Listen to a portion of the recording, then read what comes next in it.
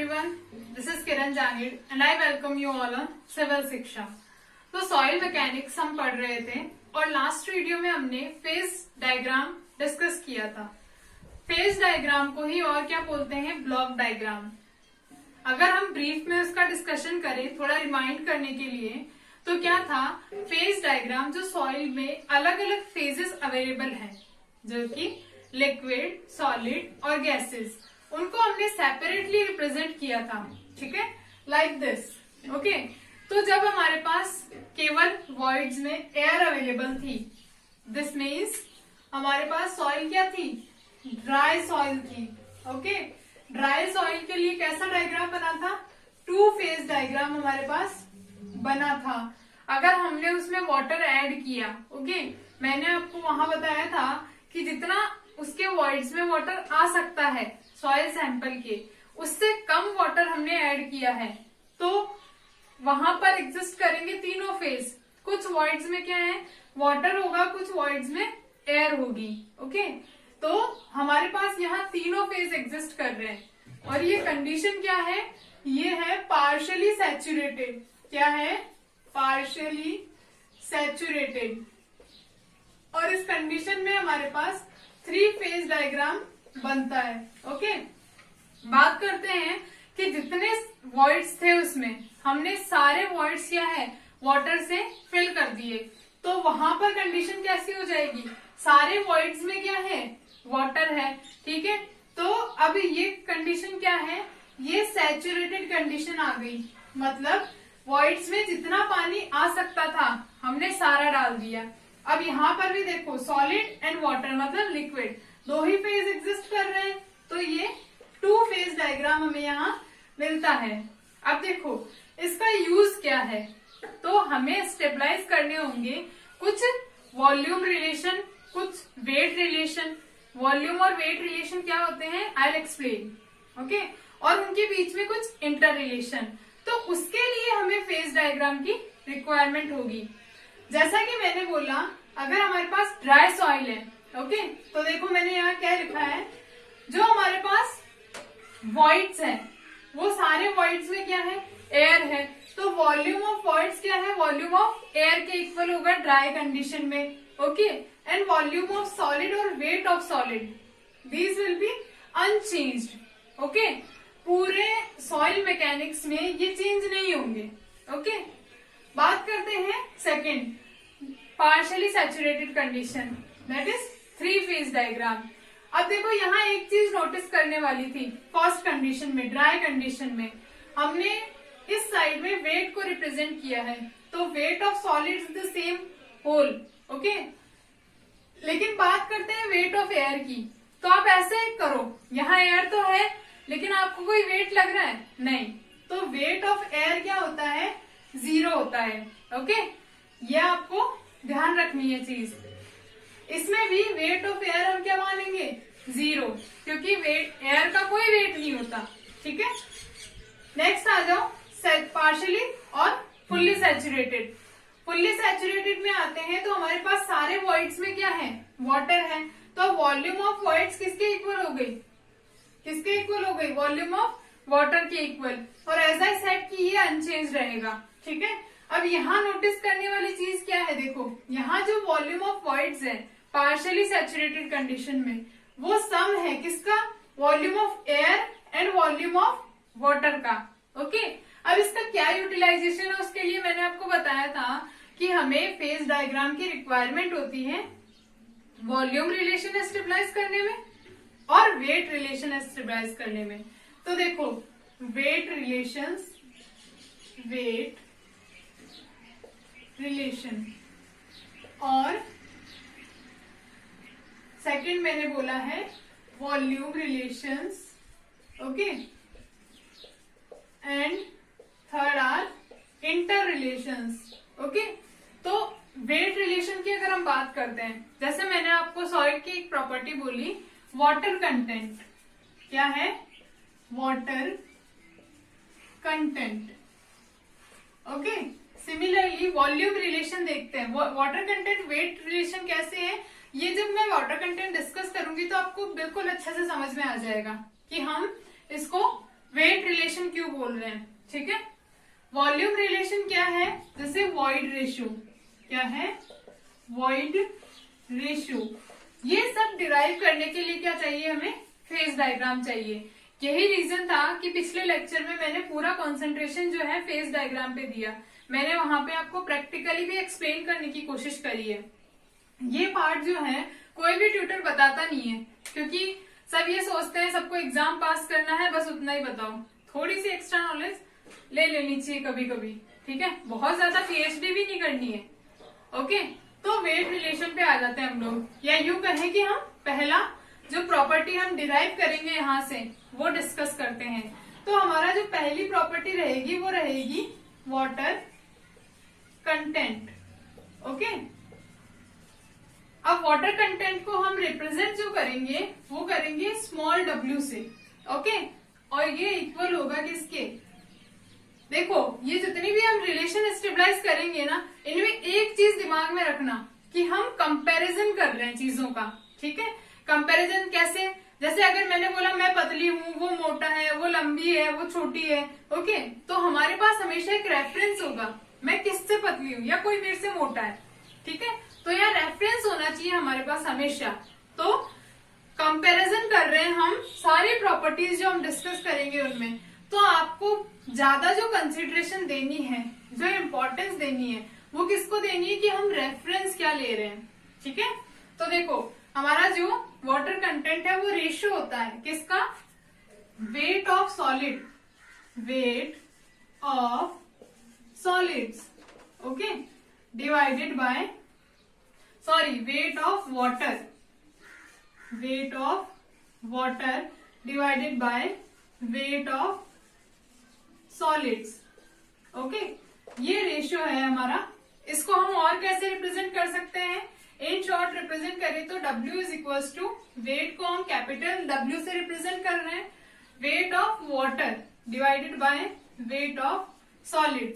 अब जैसे हम पार्शियली सैचुरेटेड कंडीशन की बात कर रहे हैं, तो हमारा वाटर कंटेंट अगर हमें निकालना है तो कैसे निकालेंगे, देखो ये हो गया हमारा वेट ऑफ वाटर, ये हो गया हमारा वेट ऑफ सॉलिड्स, डिवाइड कर रहे हैं दोनों को, और ये रिप्रेजेंट किया जाता है परसेंटेज में, ओके। तो हम इसको मल्टीप्लाई करेंगे 100 से। अब देखो ये तो बात हो गई वाटर कंटेंट क्या होता है, फॉर्मूला क्या है, wait of water divided by weight of solids. हम सॉलिड्स के वेट से कंपेयर कर रहे हैं वेट ऑफ वाटर को, बेसिस ऑफ कंपैरिजन हमारा क्या है, वेट ऑफ सॉलिड्स। अब देखो रेंज की अगर बात करें तो ये वेरी कितना करेगा, तो मैं आपको एक छोटा सा एग्जांपल यहाँ पे एक्सप्लेन करने के लिए देती हूँ। जैसे मैंने पिछले वीडियो में भी आपको एक सॉइल सैंपल दिखाया था, ये सॉइल सैंपल मैंने लिया, अभी क्या है इसमें वेट ऑफ वाटर 0 है क्योंकि ये ड्राई सॉइल है। देखो क्या है, अगर मैंने बोला कि हमारी सॉइल क्या है, ड्राई है, ड्राई है मतलब वेट ऑफ वाटर 0 है, और वेट ऑफ वाटर 0 है, इसका क्या मतलब है कि हमारा वाटर कंटेंट 0 है, मतलब W 0 के इक्वल हो सकता है, ओके। सो हम क्या लिखेंगे, W इज ग्रेटर देन 0, हमारा जो वाटर कंटेंट है वो 0 से ग्रेटर है। ये तो हो गई लोअर लिमिट, ओके। इक्वल भी हो सकता है।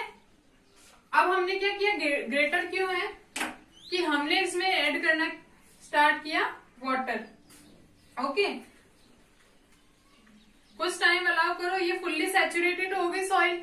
अब क्या करो, 100% के इक्वल हो गया, जितने वॉइड्स से सब में पानी भर गया ना। अब मैंने क्या किया, अभी भी मैंने इसमें और वाटर ऐड किया, और वाटर ऐड कर रही हूं तो देखो क्या हो रहा है, ग्रेटर देन इक्वल टू 100 हो सकता है। तो इसके लिए कोई भी अपर लिमिट डिफाइंड नहीं है, क्योंकि देखो वेट, हमारा जो वेट ऑफ वाटर है वो हमारे वेट ऑफ सॉलिड्स को एक्सीड कर सकता है ना, बिल्कुल कर सकता है, एग्जाम्पल आपके सामने है, ओके। तो इस तरीके से आपको इमेजिन करनी है। मैंने एक एग्जाम्पल आपको दे दिया, आगे की चीजें आपको इसी तरीके से कैसे हम लोग लिमिट्स स्टेबलाइज कर रहे हैं, मैं आपको रटने के लिए बिल्कुल नहीं बोलूंगी। पहली मैंने आपको जो बात बताई इंपॉर्टेंट, कि आपको बेसिस ऑफ कंपैरिजन याद रखना है, ठीक है। दूसरी जो चीज है वो आप खुद थोड़ा दिमाग लगा के देख लो कि अगर सॉइल ड्राई है तो उसमें वेट ऑफ वाटर 0 होगा, और वेट ऑफ वाटर अगर 0 हो गया तो हमारा वाटर कंटेंट 0 होगा। अब ये सोचो कि वेट ऑफ सॉलिड से ज्यादा हो सकता है क्या वेट ऑफ वाटर? बिल्कुल, मैंने आपको एग्जांपल दिया, ज्यादा हो सकता है। ठीक है, अब देखो वाटर कंटेंट के लिए हम लोग अगर बेसिस ऑफ कंपैरिजन जो है wait of water divided by total weight ले लेते हैं, मतलब ये टोटल वेट। ओके, तो ये भी हम वाटर कंटेंट डिफाइन कर सकते हैं, लेकिन ये जो टोटल वेट है क्या ये कांस्टेंट क्वांटिटी है? नहीं। हमारे पास ड्राई सॉइल थी तो टोटल वेट अलग था, हमने पार्शियली सैचुरेट किया सॉइल को तो हमारा टोटल वेट अलग आएगा, हमने फुल्ली सैचुरेट कर दिया सॉइल को, ओके, तो हमारा टोटल वेट अलग अलग आएगा। तो ये जो होता है ये लेस सिग्निफिकेंट होता है compare to this. Okay, move करते हैं नेक्स्ट प्रॉपर्टी पे।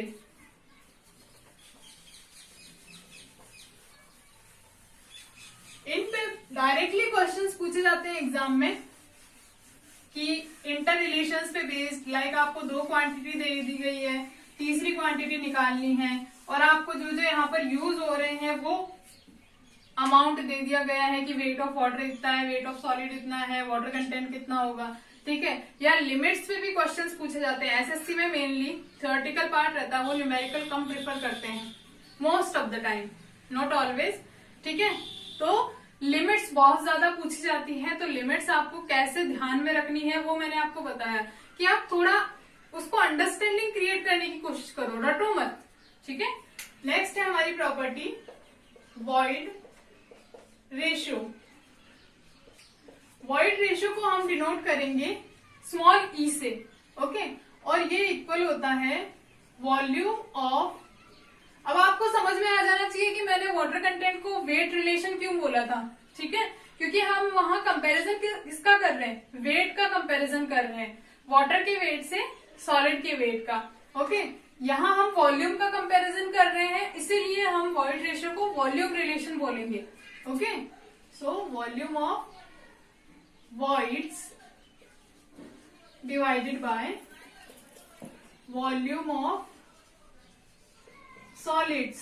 ओके, अब देखो वॉल्यूम ऑफ voids को हमने वी से डिनोट किया। यहाँ देखो डिनोटेशन यहीं से चलेगा, कुछ भी वेरिएशन नहीं है, तो आप ये मत बोलना कि आपने डिनोटेशन तो बताया नहीं, वी क्या होता है, वीएस क्या होता है। ओके, तो ये है वी, ये है वीएस। ओके, तो हम E को क्या लिख सकते हैं, E is equals to VV upon VS. Okay, और इसको डेसिमल फ्रैक्शन में हम लोग क्या करते हैं, रिप्रेजेंट करते हैं, किसमें, डेसिमल फ्रैक्शन में। अब इसकी लिमिट देखो, आप खुद डिसाइड करो। अगर मैं 0 की बात करूं कि E इक्वल टू 0 हो सकता है क्या? E इक्वल टू 0 का मतलब है कि हमारा वॉल्यूम ऑफ वॉइड्स 0 हो गई। ठीक है, और ऐसी कोई कंडीशन एग्जिस्ट प्रैक्टिकली नहीं करती है, क्योंकि ये 0 के इक्वल नहीं हो सकता, तो ये 0 के इक्वल नहीं हो सकता। ओके, अगर हम बात करें क्या 100% हो सकता है, तो अगर E 100% है, ओके, और E इक्वल टू इफ 1 है, we are representing decimal fractions ना, so E equal to if 1 है, उसका मतलब क्या है कि हमारी वॉल्यूम ऑफ वॉइड्स जो है वॉल्यूम ऑफ सॉलिड्स के इक्वल है। ऐसा पॉसिबल है? बिल्कुल पॉसिबल है ऐसा। ओके, क्या ये ग्रेटर देन 1 हो सकता है? सोचो, ग्रेटर देन 1 होने का मतलब क्या है कि हमारा वी ग्रेटर है वीएस से, वॉल्यूम ऑफ वॉइड्स ज्यादा है वॉल्यूम ऑफ सॉलिड से। बिल्कुल पॉसिबल है। ठीक है, तो अल्टीमेटली आप कंक्लूजन क्या निकालोगे यहां से कि हमारा जो E है वो ग्रेटर देन 0 होगा, और उससे ऊपर वो कितना भी हो सकता है।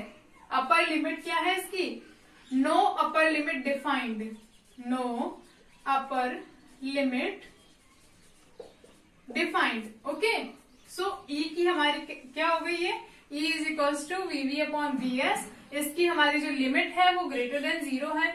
इक्वल टू 0 इसलिए नहीं हो सकता क्योंकि वॉल्यूम ऑफ वॉइड्स कभी भी 0 नहीं होंगे। ठीक है, थर्ड क्वांटिटी पर हम जाते हैं, तो हमारी जो थर्ड क्वांटिटी है वो रहती है पोरोसिटी। पोरोसिटी, ओके, इसको डिनोट करते हैं हम स्मॉल n से। ओके, और मैं अब ये पूरा पूरा नहीं लिखूंगी, बहुत टाइम कंज्यूमिंग है, so I will go for the short terms. Okay, so N जो है हमारा इक्वल है किसके, volume of voids divided by total volume and it is represented in percentage. Okay, so यहाँ देखो एन हमारा किसके इक्वल है, वीवी अपॉन वीटी पर। अब यहाँ हम कंपैरिजन किससे कर रहे हैं, हम टोटल वॉल्यूम से कंपैरिजन कर रहे हैं। ठीक है, अब यहाँ पे एक ट्रिक मैं आपको बताती हूँ कैसे अपने को लिमिट्स याद रखनी है, क्योंकि बहुत सारे एग्जाम्स में लिमिट्स पे क्वेश्चन पूछे जाते हैं। जब हम क्वेश्चंस डिस्कस करेंगे नेक्स्ट लेक्चर में इस पे बेस्ड, तो आप देखना भरमार क्वेश्चन पूछ रहे हैं लिमिट पे। ठीक है, फॉर्मूले पे भी क्वेश्चन पूछ रहे हैं। क्वेश्चन किस तरीके से कि जो हमारा वाटर कंटेंट है वो किस किस का रेशियो होता है। ठीक है, थोड़ा लेंथी सा लगेगा क्वेश्चन, क्योंकि वो सब थ्योरी में लिख के देंगे, the ratio of this and this, the ratio of this and this. ठीक है, आपको घबराना बिल्कुल नहीं है, आपको ये भी रटने नहीं है। ओके, हमने सबसे पहले वाटर कंटेंट में वेट्स का कंपैरिजन करा, हमारा बेसिस ऑफ कंपैरिजन जो था वो वेट ऑफ सॉलिड्स था।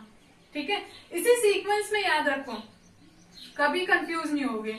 वॉइड रेशियो में हमने वॉल्यूम्स का कंपैरिजन करा और बेसिस ऑफ कंपैरिजन हमारा क्या था, हमारा वॉल्यूम ऑफ सॉलिड्स था। मतलब अभी तक हमने जो दोनों डिस्कस किए हैं उनमें हमारा बेसिस ऑफ कंपैरिजन सॉलिड्स है। ठीक है, आइदर वेट और वॉल्यूम। जैसे ही हम पोरोसिटी पे मूव करते हैं हमारा बेसिस ऑफ कंपैरिजन चेंज हो जाता है, टोटल वॉल्यूम हमारा बेसिस ऑफ कंपैरिजन आ जाता है यहाँ पे। तो देखो अब इसकी लिमिट्स देखो, फॉर्मूला तो देख लिया हमने, लिमिट्स देखो। अगर मैं बोलती हूँ कि n इक्वल टू 0 पॉसिबल है क्या, नहीं पॉसिबल है। रीजन ऊपर ही बताया था कि वॉल्यूम ऑफ वॉइड्स कभी भी 0 नहीं होगी। अब देखो n 100% हो सकता है क्या, दिमाग लगाना थोड़ा सा।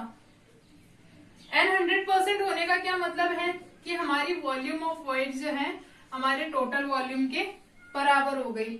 और ऐसा अगर हो गया तो भाई हमारे सॉलिड्स कहाँ गए, ये तो हम हवा की बात कर रहे हैं, क्योंकि हवा में सॉलिड्स नहीं होते, सारी वॉइड ही वॉइड है। ओके, तो ये भी पॉसिबल नहीं है। तो हमारी जो n की लिमिट रहेगी, n क्या है हमारा 0 से ग्रेटर रहेगा और 100 से लेसर रहेगा।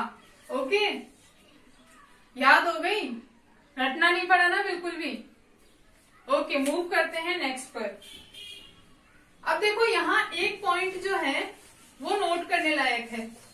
मैं आपको दो नोट यहाँ बताऊंगी और दोनों से ही आपको क्वेश्चंस पूछे जा सकते हैं। ओके, पहली चीज तो ये है कि अगर हम बात करें फाइन ग्रेन सॉइल की एंड कोर्स ग्रेन सॉइल की, ठीक है, ये हमारा नोट पॉइंट है कि जो वॉइड रेशियो होता है फाइन ग्रेन सॉइल के लिए, फाइन ग्रेन सॉइल वो जो है ग्रेटर होता है किससे, void ratio for coarse grain soil. अब दिमाग में ये आना चाहिए ऐसा कैसे हो सकता है, तो भाई इसका लॉजिक जो है बहुत ही तगड़ा है। यहाँ लॉजिक आता है स्पेसिफिक सरफेस एरिया का। अगर आपको ये थोड़ा पता हो कि अगर हम सरफेस एरिया की बात करें, ठीक है, तो सरफेस एरिया किसका ज्यादा होता है, फाइन ग्रेन सॉइल का सरफेस एरिया ज्यादा होता है कि कोर्स ग्रेन सॉइल का। ऑब्वियसली फाइन ग्रेन सॉइल का सरफेस एरिया ज्यादा आता है। ठीक है, और जिसका स्पेसिफिक सरफेस एरिया क्या होता है, देखो surface area divided by wait.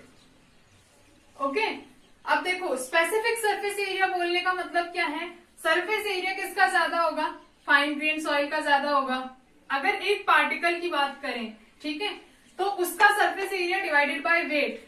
Okay, तो ये क्वांटिटी कम आएगी या फिर कोर्स ग्रेन सॉइल के एक पार्टिकल की बात करूं, उसके सरफेस एरिया को उसके वेट से डिवाइड करूं, तो हमारा जो स्पेसिफिक सरफेस एरिया होता है फाइन ग्रेन सॉइल का वो ज्यादा होता है किससे, specific surface area of coarse grain soil से। ठीक है, और जिसका स्पेसिफिक सरफेस एरिया ज्यादा होता है उसी का जो वॉइड रेशियो है वो ज्यादा होता है। ठीक है, याद रह जाएगा ना, लॉजिक याद रहे ना रहे, चीज याद रहनी चाहिए कि क्योंकि आप सीधा याद रख लो, कोई स्पेसिफिक सरफेस एरिया के लॉजिक में मत जाओ, सीधा याद रख लो, क्योंकि फाइन ग्रेन सॉइल का सरफेस एरिया ज्यादा होता है, इसलिए इसका वॉइड रेशियो ज्यादा होता है। ठीक है, या फिर एक एग्जांपल और ले सकते हैं यहाँ पर, क्या कि आप ये सेम बॉक्स ड्रॉ करो। ठीक है, इसमें आप कोर्स ग्रेन सॉइल डालो, ठीक है, और इसमें आप फाइन ग्रेन सॉइल डालो। अब आपको थोड़ा सा रियलाइजेशन हो रहा होगा, थोड़ा सा आप इमेजिनेशन को काम में लो तो आपको समझ में आ जाएगी ये मैंने क्या रामायण बोली है ऊपर। ठीक है, अब मैंने दूसरा नोट पॉइंट ये बताना था, ठीक है, कि हमारा जो वॉइड रेशियो है E, वो ज्यादा सिग्निफिकेंट होता है, मोर सिग्निफिकेंट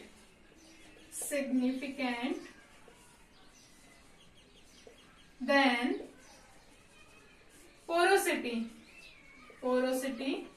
N। भाई ऐसा क्यों, ये भेदभाव क्यों? तो देखो कंपैरिजन देखो, E में हमने क्या लिखा था, volume of void divided by volume of solids, okay, और N में हमने क्या लिखा था, मतलब पोरोसिटी में volume of void divided by total volume multiplied by 100। तो देखो यहाँ जो रेफरेंस हमने लिया है, यहाँ हमने रेफरेंस लिया है सॉलिड्स और यहाँ हमने रेफरेंस लिया है टोटल वॉल्यूम। अब यहाँ आ जाओ फेज डायग्राम में, तीनों में देखो वॉल्यूम ऑफ सॉलिड्स में कोई वेरिएशन हुआ नहीं हुआ, लेकिन टोटल वॉल्यूम में वेरिएशन हो सकता है, बिल्कुल हो सकता है। एग्जांपल मैंने आपको ये बताया, टोटल वॉल्यूम सॉइल की कितनी थी, इतनी, वेरिएशन हो गया ना टोटल में, ठीक है, लेकिन सॉलिड्स की वॉल्यूम में कोई वेरिएशन हुआ नहीं हुआ। तो देखो जहां वेरिएशन कम है उसकी सिग्निफिकेंस क्या है, ज्यादा है, इसलिए हमारा जो वॉइड रेशियो है वो ज्यादा सिग्निफिकेंट रहता है। ठीक है, मूव करते हैं नेक्स्ट पर। नेक्स्ट जो हमारे हैं दो क्वांटिटीज हैं, degree of saturation and air content. अब देखो इनमें एक इंपॉर्टेंट क्या रहता है पॉइंट, मैं दोनों साथ साथ क्यों बता रही हूं आपको, क्या बोला मैंने, degree of saturation, degree of saturation, ठीक है, इसको डिनोट करते हैं हम S से। ठीक है, ये है हमारी फोर्थ क्वांटिटी। और फिफ्थ मैंने आपको बोली है एयर कंटेंट, एयर कंटेंट। अब ये दोनों साथ साथ बोलने के पीछे एक लॉजिक है। यहां देखो हम क्या कंपेयर कर रहे हैं कि हमारे जो ये वॉइड्स है ना, ये वॉइड्स, इन वॉइड्स में से कितने में वाटर है और कितने में एयर है। ठीक है, ये वाला आप ये वाला जो है ना, मैं हाईलाइट कर देती हूँ इसको, this we are comparing this in both of these quantities, कि टोटल वॉइड्स में से कितने में पानी है और कितने में हवा। ठीक है, तो मैंने बोला आपको बेसिस ऑफ कंपैरिजन हमारा यहाँ पर क्या है, वॉल्यूम ऑफ वॉइड्स, दोनों में बेसिस ऑफ कंपैरिजन हमारा वॉल्यूम ऑफ वॉइड्स ही है। अब टोटल वॉइड्स में से कितने वॉइड्स में वाटर है और कितने वॉइड्स में एयर है। ठीक है, समझ में आ गया ना, रटना नहीं पड़ा ना बिल्कुल भी। अब इनको हम रिप्रेजेंट करते हैं परसेंटेज में, तो मल्टीप्लाई कर देंगे 100 से, इसको भी मल्टीप्लाई कर देंगे 100 से। ठीक है, अब देखो मैंने आपको बोला लिमिट्स की बात करेंगे अब हम लोग, क्योंकि हमारा सीक्वेंस क्या चल रहा है, सबसे पहले फॉर्मूला, ठीक है, उसके पीछे लॉजिक, क्या बेसिस ऑफ कंपैरिजन है, फिर हम बात कर रहे हैं लिमिट्स की। ठीक है, तो लिमिट्स की बात करते हैं। मैंने अगर बोला कि S equal to 0, degree of saturation हमारी क्या है, 0 है, मतलब हमारे जो वॉइड्स हैं उनमें वाटर नहीं है। वॉइड्स में वाटर नहीं है मतलब देखो फर्स्ट पे आ गए ना हम लोग, ड्राई कंडीशन है, कंडीशन क्या है, ड्राई, ओके। और ड्राई कंडीशन में अब देखो ड्राई कंडीशन में सारे वॉइड्स में क्या है, एयर है, तो VA है, VA इक्वल टू VV। ये बात यहां से स्टार्ट हुई थी कि अगर डिग्री ऑफ सैचुरेशन 0 है तो हमारे वाटर जीरो है, वॉल्यूम ऑफ वाटर जीरो है वॉइड्स में, और वॉल्यूम ऑफ वॉइड जीरो हो गया मतलब वहां पर सारे वॉइड्स में क्या है, एयर है ना, और सारे वॉइड्स में एयर है मतलब हमारा एसी क्या हो गया, इक्वल टू 100% नहीं हो गया। ठीक है, यही बात करते हैं हम सॉइल अगर सैचुरेटेड है। सॉइल सैचुरेटेड है मतलब क्या, सारे वॉइड्स जो हैं वो फिल्ड अप है वाटर से।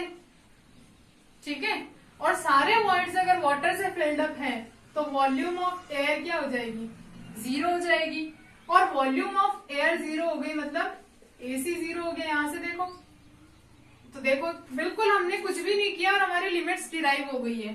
अब देखो लिमिट्स क्या है कि एस क्या हो सकता है, less than equal to zero हो सकता है और 100% के इक्वल भी हो सकता है। ठीक है, दूसरी बात हम लोग करते हैं, यहां ये एसी क्या हो सकता है, greater than equal to zero और less than equal to 100। Okay, एक चीज और नोटिस करिए आपने कि जब S जीरो है तो AC 100% है, और जब S 100% है तो AC जीरो के इक्वल है। ठीक है, तो यहां से हमारे पास रिलेशन आ जाता है S plus AC is equal to 100%। Okay, कुछ भी नहीं करना पड़ा, सिंपल सा हमें अपना दिमाग लगाना है इस ठिकाने पे कि अगर S जीरो था तो AC 100% है, S 100% है मतलब AC जीरो है। ठीक है, अब ये अगर पार्शियली सैचुरेटेड है, ये 60% है तो ये 40% होगा, ये 40% है तो ये 60% होगा। ठीक है, तो ये रिलेशन डिराइव हमारे पास हो गया। नेक्स्ट पे मूव करते हैं हम। नेक्स्ट हमारा क्या है,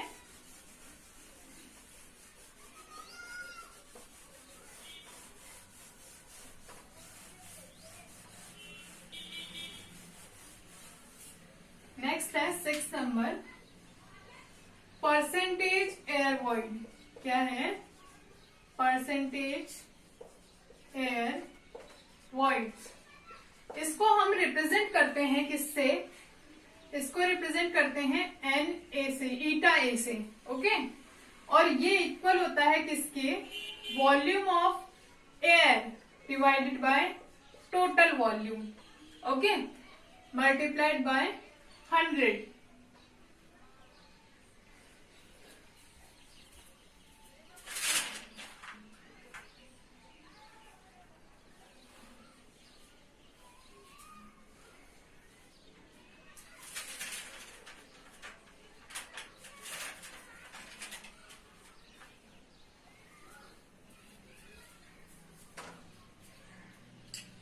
ठीक है, तो इसको हम रिप्रेजेंट कर रहे हैं परसेंटेज में। अब इसकी लिमिट्स की हम बात कर लेते हैं। तो लिमिट्स की बात करें, मैंने अगर बोला कि हमारा परसेंटेज एयर वॉइड जीरो है।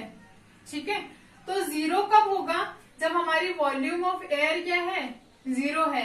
ऐसा पॉसिबल है ना, कब पॉसिबल है, जब हमारी सॉइल जो है क्या है, सैचुरेटेड हो। ओके, सैचुरेटेड हो।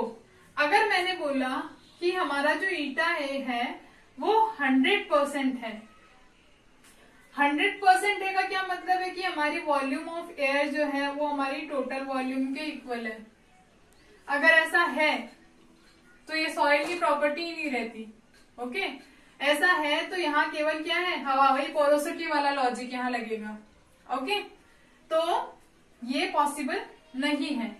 तो हमारी जो लिमिट रह जाएगी इसकी, वो greater than equal to zero and less than 100, not equal to 100। Okay, यहाँ आपको बिल्कुल ध्यान से याद रखना है, इक्वल टू 100 नहीं होगा। यहाँ मैं आपको एक छोटा सा लॉजिक भी दे देती हूँ कि जब भी आप कंपैरिजन टोटल वॉल्यूम से कर रहे हो, ठीक है, तो वो कभी भी इक्वल टू 100% नहीं होगा। जैसे हमने कंपैरिजन किसमें किया था, हमने टोटल वॉल्यूम से कंपैरिजन पोरोसिटी में किया था। ठीक है, volume of voids divided by volume of total volume. ठीक है, तो वहां हमने जो लिमिट दी है वो 0 से 100 के बीच में दी है, not equal to 100, not equal to 0। Okay, तो ऐसा क्यों नहीं है, क्योंकि हमने अगर टोटल को ही वॉइड्स के इक्वल कर दिया या टोटल को ही एयर के इक्वल कर दिया तो वहां केवल हवा होगी, वहां कोई सॉइल नहीं होगी। लेकिन जब हम कंपैरिजन टोटल सॉलिड्स के वॉल्यूम ऑफ सॉलिड्स के साथ कर रहे हैं तो बिल्कुल आपकी लिमिट्स 100% के इक्वल हो सकती है, उसको एक्सीड भी कर सकती है, ठीक है, ग्रेटर देन भी हो सकती है, ओके, 100% से, और इक्वल भी हो सकती है। तो इससे आपको और क्या रहेगा, याद रह जाएगा कि लिमिट्स कैसे याद रखें। अगर आपको बेसिस ऑफ कंपैरिजन याद है तो आप बिल्कुल याद कर सकते हो, आपको बिल्कुल भी रटने की जरूरत नहीं है। थोड़ा सा माइंड अप्लाई करो और आप लिमिट्स हाथों हाथ दिमाग में कैलकुलेट कर लो, ठीक है। अब यहाँ देखो, दो इंटर रिलेशन की हम बात कर लेते हैं जितनी क्वांटिटीज अभी तक हमने पढ़ी है। मैंने आपको 3 चीजें बताई थी ना, फेज डायग्राम किस किस काम आएगा। उससे पहले बात करते हैं हम लोग जो हमारा एयर कंटेंट है AC और हमारी पोरोसिटी N और क्या है परसेंटेज एयर वॉल्यूम, इन तीनों में क्या रिलेशन है, ठीक है। इंटर रिलेशंस हम साथ साथ डिस्कस कर रहे हैं तो हम डिस्कस कर ही लेते हैं ये, ठीक है। जितने हमने अभी तक क्वांटिटीज डिराइव कर ली है उनके रिलेशन। तो हमने परसेंटेज एयर वॉइड अभी क्या देखा, क्या है, volume of air divided by total volume, ठीक है। अगर हम इसको मल्टीप्लाई कर दें और डिवाइड कर दें वॉल्यूम ऑफ वॉइड से, ठीक है, तो देखो यहाँ क्या आ जाता है, volume of air divided by volume of voids, क्या होता है ये, air content. Volume of voids divided by total volume क्या होता है, पोरोसिटी। तो हमारा जो परसेंटेज एयर वॉइड्स है वो किसके इक्वल है, NaC के इक्वल है, ठीक है। Relation number 1। दूसरा रिलेशन हमने डिराइव किया था अभी, S plus AC equals to 1, okay.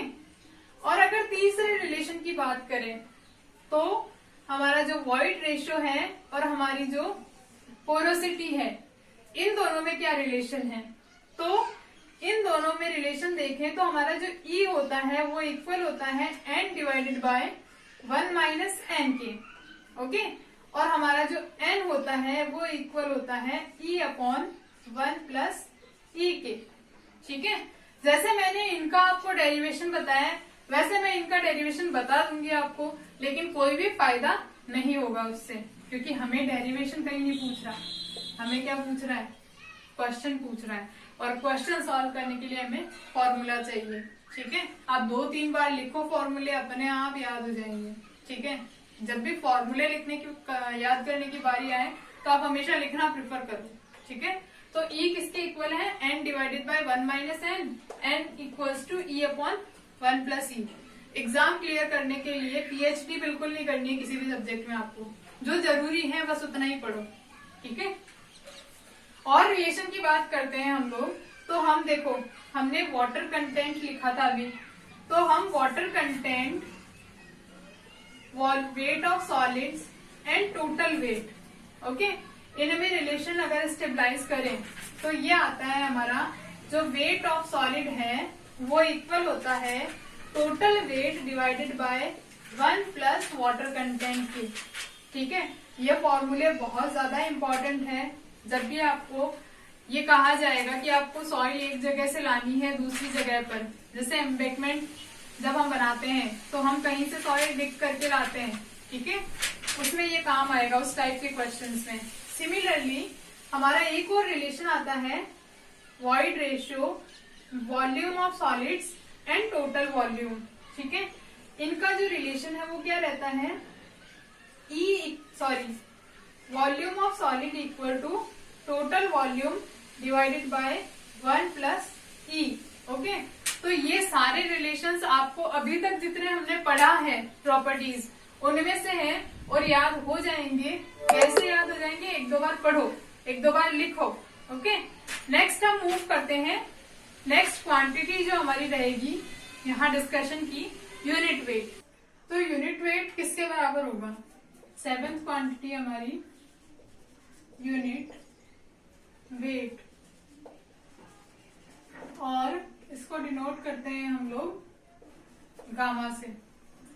इसके साथ ही हम डिस्कस करेंगे डेंसिटी। ओके, इसको डिनोट करते हैं हम रो से। तो हमारा जो यूनिट वेट होता है, ठीक है, सबसे पहले तो उसकी यूनिट क्या होती है?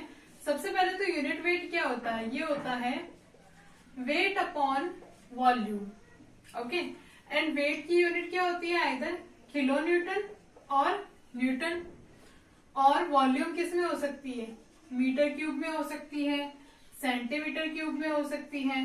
ओके, सिमिलरली बात करें डेंसिटी की, तो डेंसिटी क्या होता है? रेशियो होता है मास अपॉन वॉल्यूम। ठीक है, मास की यूनिट क्या होती है? ग्राम और केजी, और वॉल्यूम की यूनिट क्या होती है? सेंटीमीटर क्यूब और मीटर क्यूब। ओके, तो ये तो हो गई बेसिक बातें। कुछ स्टैंडर्ड फ्लूइड का हम देखेंगे लास्ट में। अब बात करते हैं यूनिट वेट की, कितने टाइप का यूनिट वेट होता है। ठीक है, तो फर्स्ट मैं बात करती हूं बल्क यूनिट वेट। क्या होता है? Bulk unit wait. ठीक है, इसको डिनोट करते हैं इधर गामा से और गामा बी, और ये इक्वल होता है total weight of soil in existing condition. Existing condition का मतलब क्या है? अभी थोड़ी देर में समझ में आ जाएगा। ठीक है, डिवाइडेड बाय टोटल वॉल्यूम। क्या है? Total volume VT। ठीक है, ये बात हो गई हमारे बल्क यूनिट वेट की। नेक्स्ट बात करते हैं हम लोग, क्या अगर हमारी existing condition, if existing condition is saturated. Okay, saturated है मतलब क्या है? डिग्री ऑफ सैचुरेशन 100% है, मतलब हमारी सॉइल क्या है? सारे वॉइड्स में पानी है। ऐसे केस में जो यूनिट वेट होगा उसको हम बोलेंगे गामा सैचुरेटेड। ओके, और ये डिराइव होगा बल्क यूनिट वेट से ही।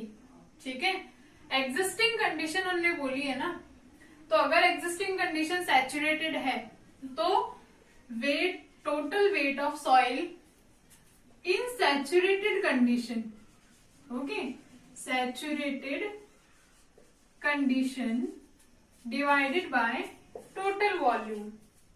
सिमिलरली अगर हमारी एग्जिस्टिंग कंडीशन क्या है?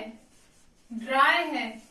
ठीक है, तो हमारा बल्क यूनिट वेट, ओके, यहां से डिराइव होगा हमारा गामा डी, मतलब ड्राई यूनिट वेट, और वो किसके इक्वल होगा?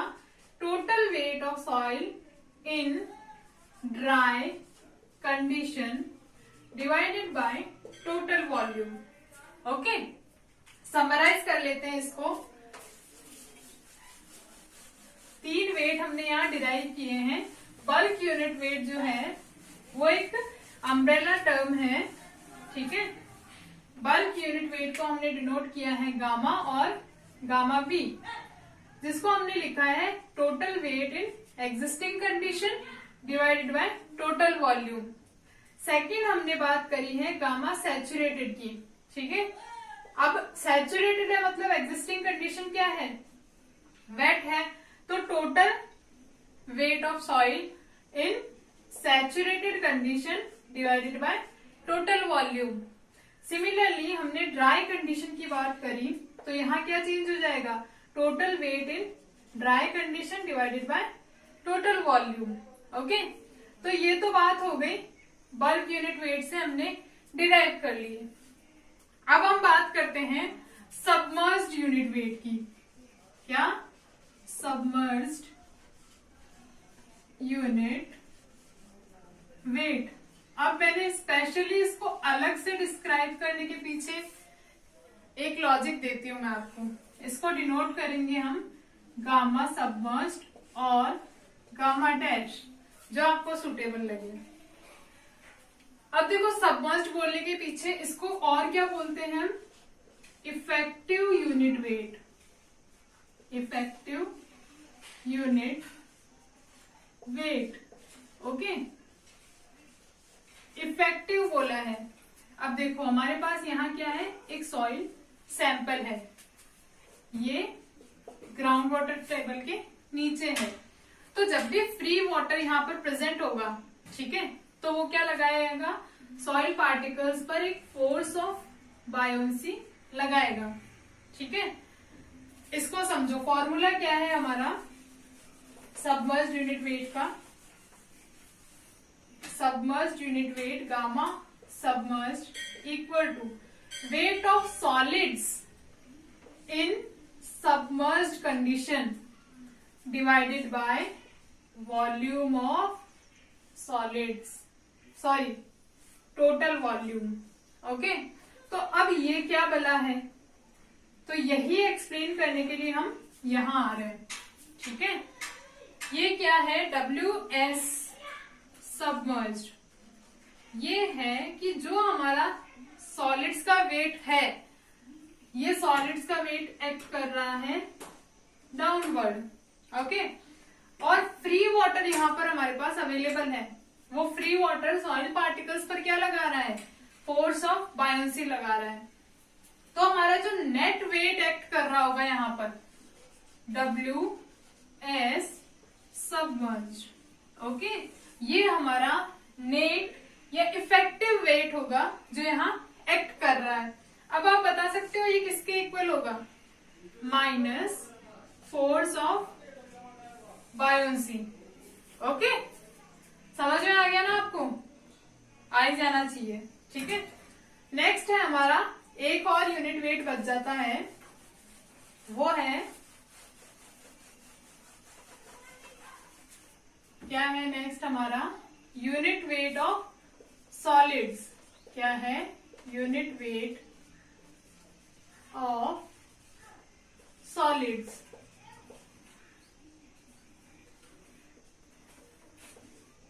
ठीक है, इसको हम डिनोट करेंगे गामा एस से।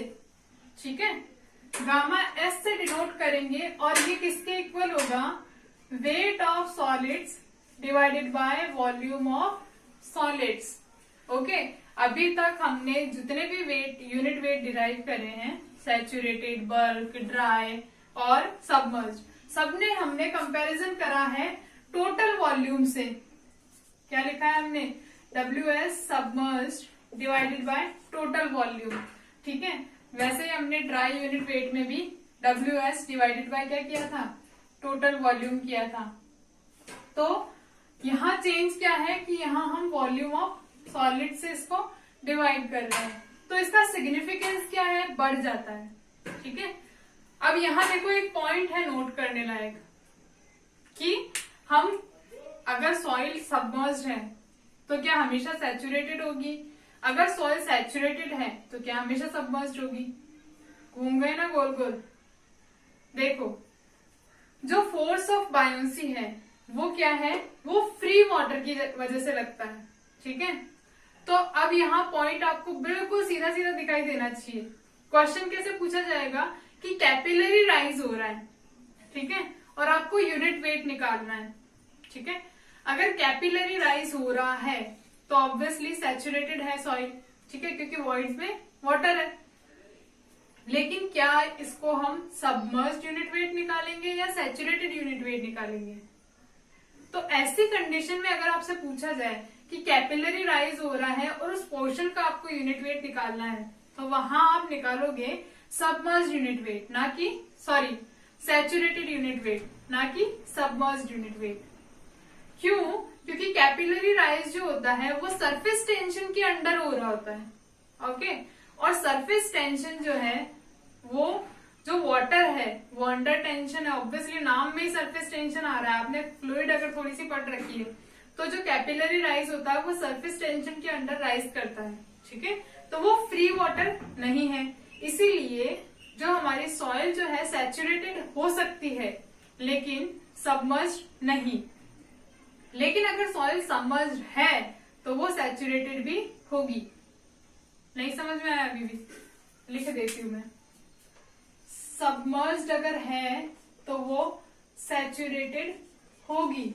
ओके, लेकिन अगर सैचुरेटेड है तो जरूरी नहीं कि वो सबमर्ज भी हो।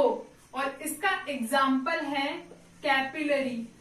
ओके, क्योंकि सॉइल क्या है, अंडर जो वाटर है वो फ्री ना होकर क्या है, वो टेंशन में है। ठीक है, तो ये हो गई हमारी यूनिट वेट की बात। अब देखो यहाँ एक कंपैरिजन इंपॉर्टेंट रहता है। ठीक है, वो कंपैरिजन क्या है कि जो सारे यूनिट वेट है वो किस सीक्वेंस से हम पुट कर सकते हैं। तो ये देखो, इस सीक्वेंस में हमारा किसी भी मटेरियल का जो यूनिट वेट ऑफ सॉलिड्स रहेगा वो सबसे ज्यादा रहेगा। उसके बाद unit weight of saturated soil आ जाएगा। उसके बाद unit weight of dry soil आ जाएगा, और सॉरी बल्क यूनिट वेट आ जाएगा। और उसके बाद आएगा हमारा सबमर्ज्ड यूनिट वेट। ठीक है, ये सीक्वेंस बहुत ज्यादा इंपॉर्टेंट रहता है, तो आपको बिल्कुल भी भूलना नहीं है। इस सीक्वेंस को लिख देती हूँ, एक दो बार और देखना इसको। सॉलिड्स का सबसे ज्यादा होगा, क्यों? क्योंकि यहाँ डिवीजन जो है वो वॉल्यूम ऑफ सॉलिड से कर रहे हैं हम। बाकी सब में हमने डिवीजन किससे किया है? बाकी सब में हमने डिवीजन किया है टोटल वॉल्यूम से। बड़ी क्वांटिटी से डिवाइड कर रहे हैं तो वैल्यू क्या होगी, कम होगी। यहाँ गामा ड्राई और ये गामा डैश। ओके, जो कि सबमर्ज्ड यूनिट वेट है। ये सीरीज आपको याद रखनी है। लास्ट जो हमारे पास क्वांटिटी बचती है वो है हमारी स्पेसिफिक ग्रेविटी। क्या है? स्पेसिफिक 8th नंबर है, स्पेसिफिक ग्रेविटी। अब इसको पढ़ने से पहले मैं आपको एक चीज बता देती हूँ। स्टैंडर्ड फ्लूइड का मैंने यूनिट वेट आपको बताने के लिए बोला था। स्टैंडर्ड फ्लूइड हम लोग जनरली वाटर को लेकर चलते हैं। ठीक है, तो इसका यूनिट वेट देखो क्या होता है, 9810 न्यूटन पर सेंटीमीटर क्यूब। ओके, और अगर डेंसिटी के टर्म में हम बात कर रहे हैं तो ये क्या होगी, 1 ग्राम पर सेंटीमीटर क्यूब। ओके, सीसी भी बोलते हैं सेंटीमीटर क्यूब को। अगर हम बात करें किलो न्यूटन की टर्म में, kilo newton divided by metre cube, तो ये होगा 9.81 किलो न्यूटन पर मीटर क्यूब। डेंसिटी की टर्म में बात करें तो डेंसिटी जो होगी वाटर की वो होगी 1000 किलोग्राम पर मीटर क्यूब। जब क्वेश्चंस आपको पूछे जाते हैं तो जनरली अज्यूम किया जाता है कि आपको इतनी सी जनरल नॉलेज हो अपने सब्जेक्ट के बारे में। ठीक है, हम बात कर रहे थे स्पेसिफिक ग्रेविटी की। तो स्पेसिफिक ग्रेविटी क्या है एक्चुअली, ये बताती है कि कोई भी मटेरियल जो है वो स्टैंडर्ड फ्लूइड के कंपैरिजन में कितना हैवी या लाइट है। ठीक है, तो देखो क्या करते हैं, ये एग्जांपल मैं आपको देती हूँ। आप क्या करो, वाटर लो एक ग्लास में। ठीक है, और उसमें क्या करो, आप एक कंकड़ डालो। ठीक है, कंकड़ क्या करेगा, उसके अंदर डूब जाएगा। दूसरा एग्जांपल आप लो, क्या लो, एक कोयला लो, पीट। ओके, उसको उस पानी में डालो, वो क्या करेगा, फ्लोट करेगा। ठीक है, तो ये क्या बता रहा है, हमने कंपैरिजन यहाँ वाटर से करा। जो डूब गया वो ऑब्वियसली वाटर से ज्यादा हैवी था इसलिए डूब गया, और जो नहीं डूबा, जो सिंक कर रहा है, वो क्या है, लाइट वेट है। ठीक है, तो स्पेसिफिक ग्रेविटी में हम क्या कर रहे हैं, कंपैरिजन कर रहे हैं कि कोई भी मटेरियल किसी स्टैंडर्ड फ्लूइड जो जनरली हम लोग वाटर लेकर चलते हैं उससे कितना हैवी या लाइट है। ठीक है, यहां भी हम दो टाइप की स्पेसिफिक ग्रेविटी की बात करेंगे। पहली हम बात करते हैं true specific gravity. True specific gravity, okay, इसको हम डिनोट करते हैं आइदर जी, कैपिटल जी, और जी एस। ओके, और ये इक्वल होगी वेट ऑफ सॉलिड्स, क्या है, weight of solids in a given volume divided by weight of water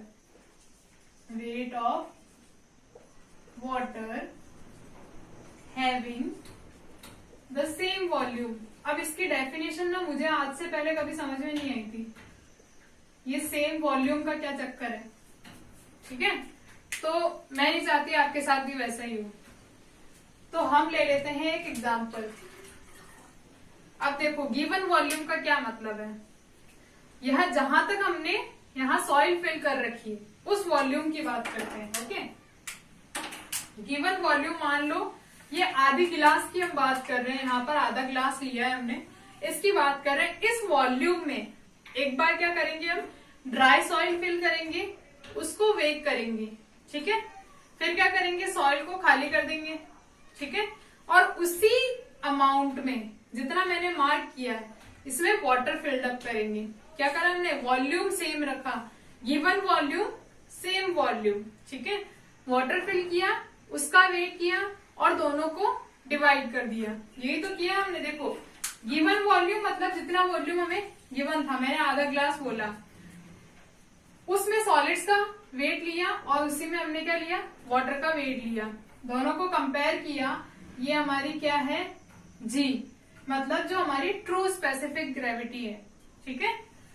इसको हम कैसे लिख सकते हैं, weight of solids divided by weight of water, ठीक है, उसी वॉल्यूम में, कीपिंग द वॉल्यूम सेम। इसको और लिख सकते हैं हम gamma D divided by, sorry,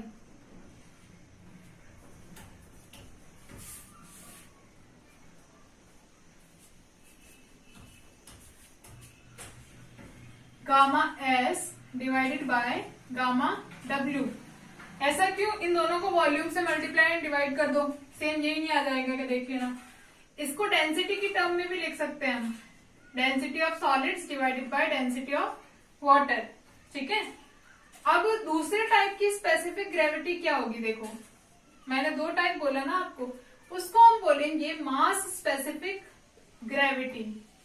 क्या बोलेंगे, मास स्पेसिफिक ग्रेविटी। और अपेरेंट स्पेसिफिक ग्रेविटी क्या बोलेंगे, अपेरेंट स्पेसिफिक ग्रेविटी। इसको डिनोट करेंगे हम GM से, ओके। और ये इक्वल होगी हमारा टोटल वेट, यहां पर हम ले रहे हैं, और weight of water keeping the volume same, ठीक है। ये जो है ये हमारा है bulk unit weight divided by gamma W, और bulk density divided by density of water. Formula देख के आपको समझ में आ जाना चाहिए कि कौन ज्यादा सिग्निफिकेंट है, या इसको हमने अपेरेंट क्यों बोला है, ठीक है। तो गामा बल्क हमने यहाँ लिखा है और गामा एस हमने यहाँ लिखा है।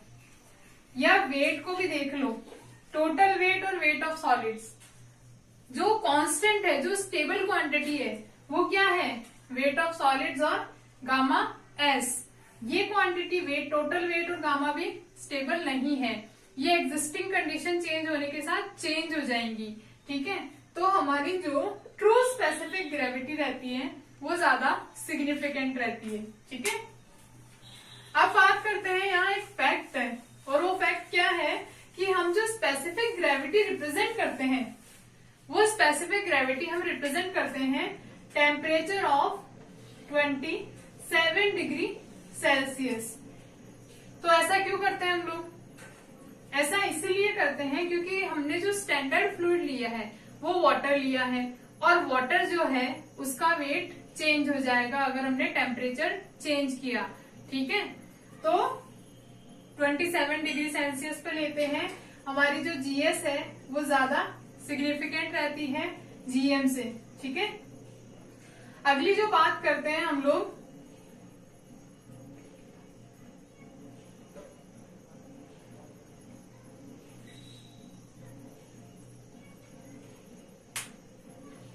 वो है इंटर रिलेशनशिप्स की। तो ये इंटर रिलेशनशिप्स बहुत ज्यादा इंपॉर्टेंट रहते हैं, you can call them the soul of soil, okay. आप जो भी क्वेश्चंस करोगे उन सब में ये इंटर रिलेशंस क्या करेंगे, काम आएंगे। अगर आपको ये इंटर रिलेशंस नहीं पता है, ठीक है, तो आप बिल्कुल कुछ नहीं कर पाओगे। उससे पहले जो हमने स्पेसिफिक ग्रेविटी अभी लिखी है वो हम देख लेते हैं। ऑर्गेनिक सॉइल्स, ऑर्गेनिक और इनऑर्गेनिक, सबके लिए हमने लिमिट देखी है ना, तो इसको क्यों छोड़े, इनऑर्गेनिक, ठीक है।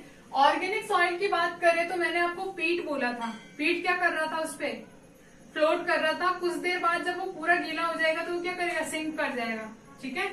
तो ऑर्गेनिक सॉइल्स की जो स्पेसिफिक ग्रेविटी रहती है वो 1 से 2 के बीच में रहती है। और इनऑर्गेनिक सॉइल जैसे कि सैंड, ठीक है, आप एक कंकड़ डालो, क्या करेगा, डूब जाएगा, वो रहती है 2.6 से 2.9 के बीच में। ओके, तो ये लिमिट भी आपको याद रखनी है, बिल्कुल बहुत ज्यादा इंपॉर्टेंट है, पूछ लेते हैं एग्जाम में कई बार डायरेक्ट लिमिट, ठीक है। मूव करते हैं जो मैंने बोला सोल ऑफ सॉइल पे।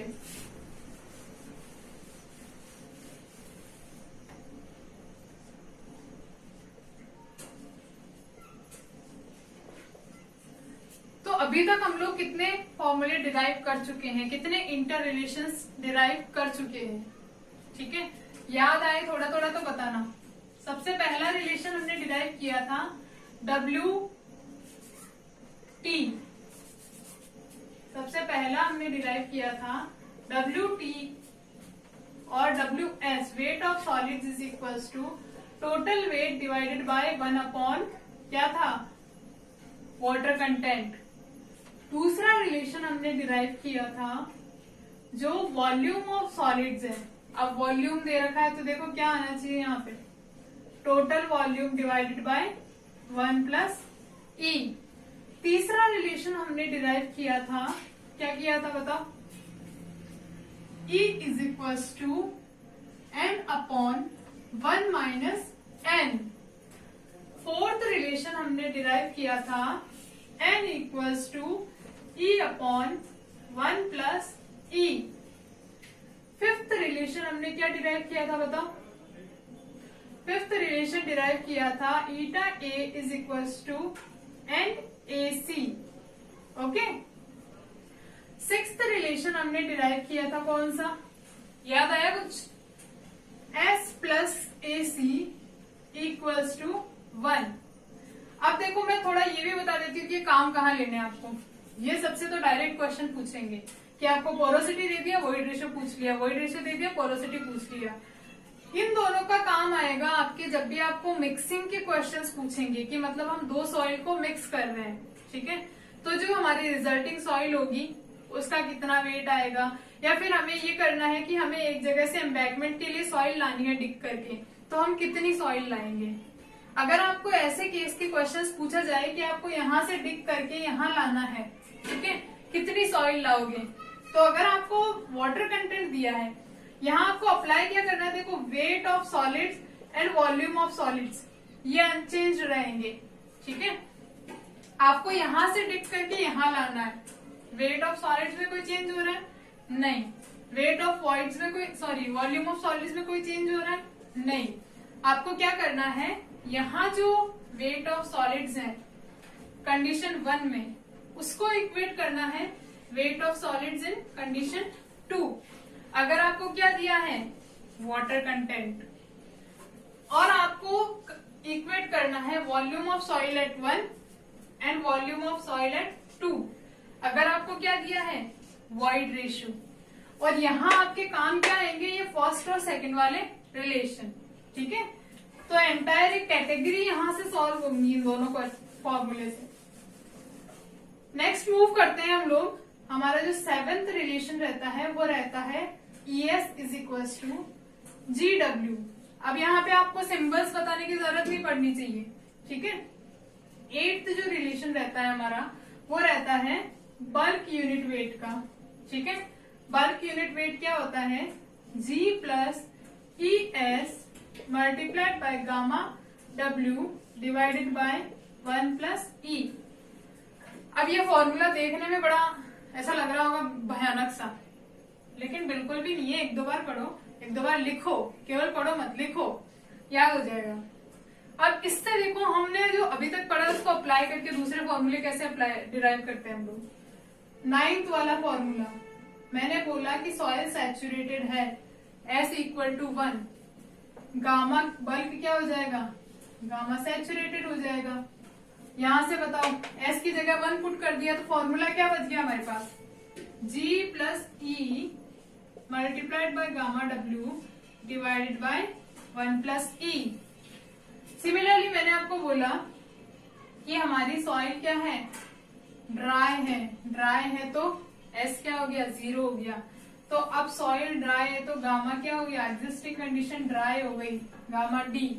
बताओ S की जगह क्या कर दो, 0 पुट कर दो, ठीक है। तो G gamma W upon 1 plus E, ठीक है। इसका एक और फॉर्मूला है गामा D का, क्या है, gamma bulk divided by 1 plus W। इन सब के डेरिवेशन पे बिल्कुल मत जाना, किसी भी एग्जाम में कहीं भी नहीं पूछे जाते, ठीक है। आपको बस ये रिलेशंस याद रखने हैं। अब बात करते हैं हम लोग सबमर्ज्ड यूनिट वेट की। गामा सबमर्ज्ड क्या होता है बताओ, gamma saturated minus gamma W। कर सकते हो क्या डिराइव, कैसे करेंगे देखो। गामा सैचुरेटेड क्या है, G plus E gamma W upon 1 plus E, minus क्या करना है, गामा W। बता सकते हो क्या आएगा सिंप्लीफाइड फॉर्मूला, सिंप्लीफाइड फॉर्मूला आ जाएगा हमारा G minus 1 gamma W upon 1 plus E।